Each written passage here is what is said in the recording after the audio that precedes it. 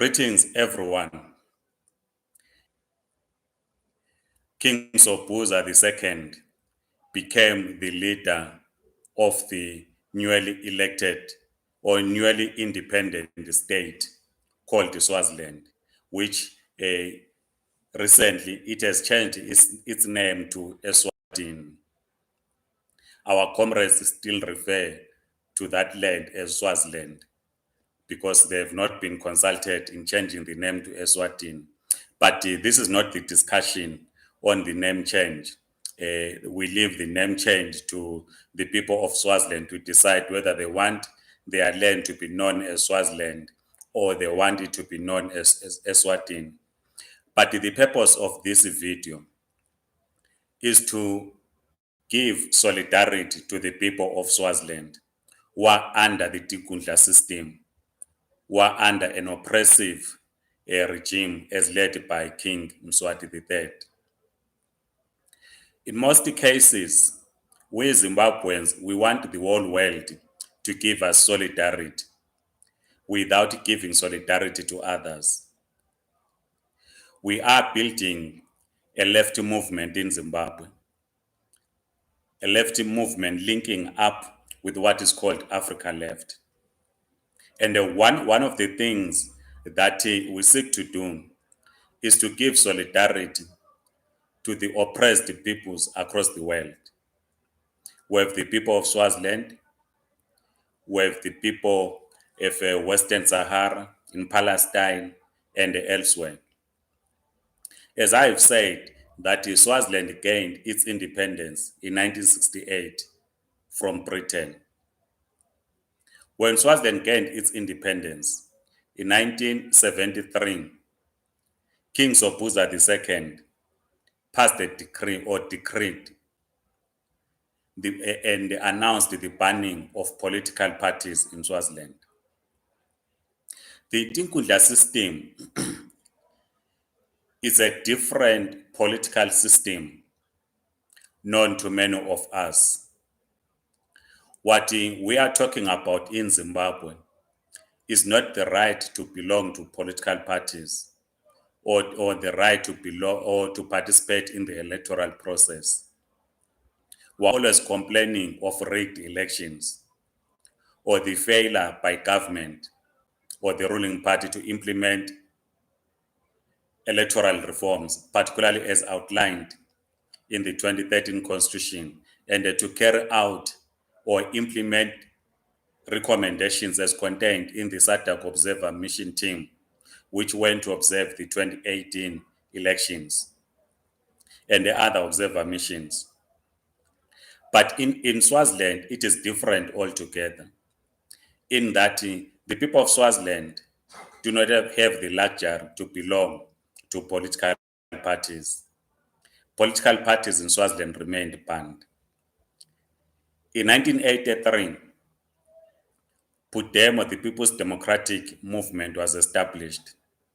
But up to this day, it remains banned. It cannot directly contest elections. The Communist Party of Swaziland, our ally or fraternal organization, remains banned in Swaziland. Many young people have been driven out of Swaziland. Many of them are in South Africa as refugees.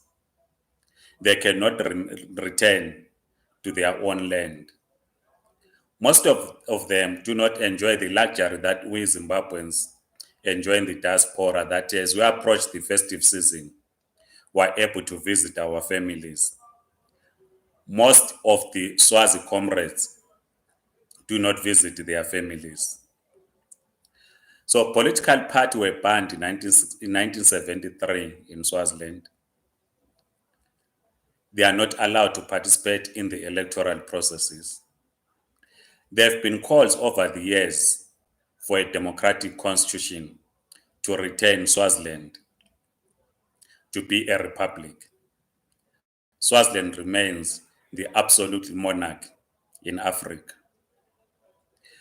We do have in Zimbabwe those of Swati origin who left during the time of Queen Nyamazana, who settled which in what is called Umzingwane, which is my district in Zimbabwe. Umzingwane literally means umuzi wamangwane. We then called it Umzingwane. So those that are of Swazi origin, why in Zimbabwe in particular, seem to support the Tinkundla system because to them it still retains our Africanness. We have had discussions with some comrades who hold this view, who think that state as an absolute monarch, head of the monarch in Swaziland. But we hold a different view based on what is happening on the ground in Swaziland. In Swaziland, the king owns everything: the land, the people, livestock, everything that you can think of. Any company that goes to invest in Swaziland, it must give a certain percentage to His Majesty the King. He is one of the richest leaders in Africa.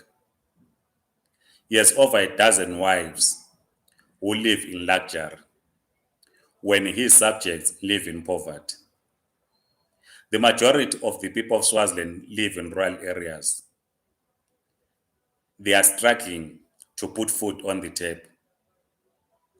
But the Majesty, his wife, his family live a luxurious life. He owns private jets. He owns top of the range vehicles. The Communist Party of Swaziland, together with other democratic forces inside and outside Swaziland, Pudemo, Swaziland Solidarity Network, are mobilizing international support for the end of Tinkundla system. That Swaziland must return be a republic. This means that the people of Swaziland must have a right, first and foremost, to belong to political parties. That is to say, there must be an end to the banning of political parties in Swaziland, so that the people of Swaziland will express themselves in a free and a fair election. Many of the activists have been driven outside the country, and the Communist Party of Swaziland is demanding the return of exiles in Swaziland. But we know very well that under the current conditions in Swaziland, exiles cannot return. Once they step their feet on Swaziland soil, they will be thrown into prison. So one of the key demands that the Communist Party of Swaziland, Pudemo, Swaziland Solidarity Network, and other democratic forces are calling for the return of the political prisoners that are jailed in that country,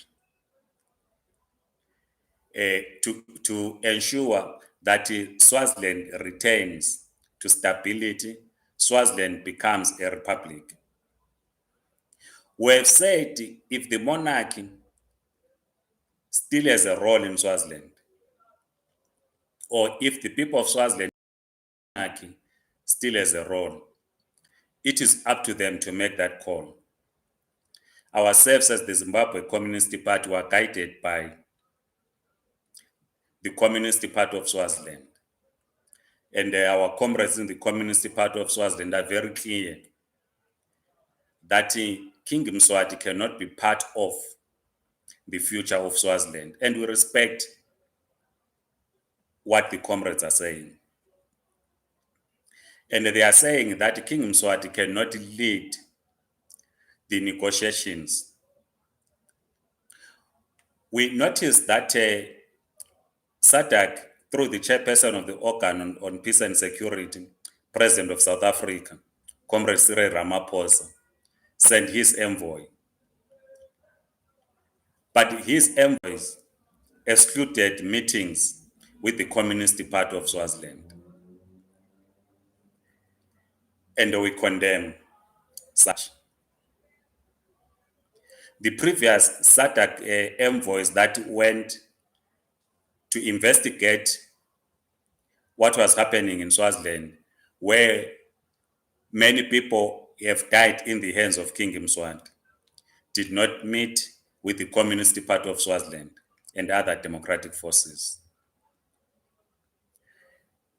If we are to have stability in the region,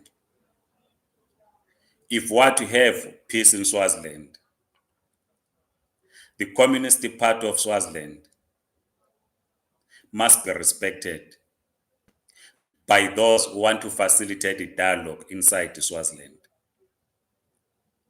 So, as Zimbabweans, the democratic forces in Zimbabwe, it is our revolutionary duty to give the people of Swaziland solidarity.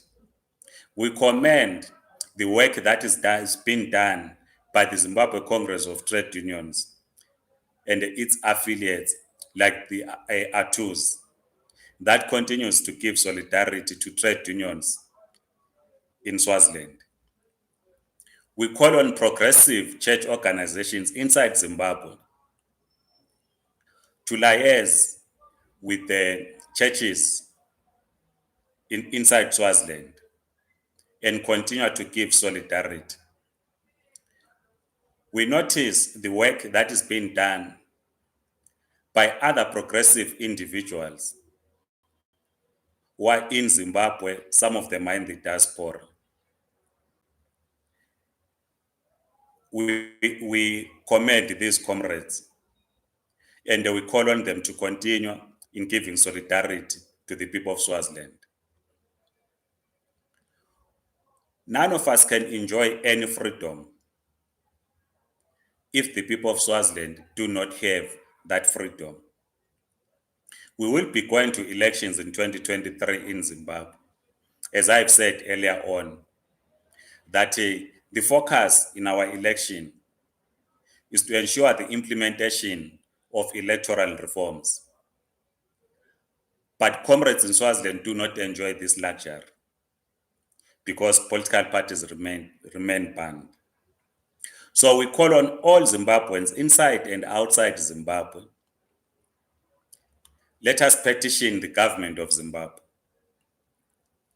Let us mobilize our society, our cultural organizations, our churches, informal sector organizations. Let us hold seminars in discussing the question of Swaziland. Let us educate each other about the struggles of the people of Swaziland so that we give them practical solidarity.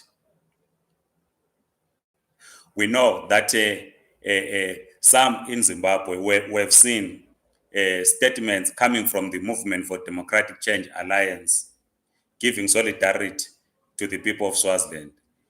We welcome such developments. And we call on other major political parties in Zimbabwe to also do the same. We call on ZANU-PF as the ruling party in Zimbabwe to condemn the actions of King Mswati and the Tinkundla system. Our traditional leaders in Zimbabwe is led by the president of the Traditional Chiefs Council. They should openly condemn what is happening in Swaziland. We commend other traditional leaders. We saw King Mzilikazi II, Stanley Khumalo, who was participating in one Zoom meeting condemning the actions of King Mswati. He was part of traditional leaders drawn from the rest of the continent that were condemning such.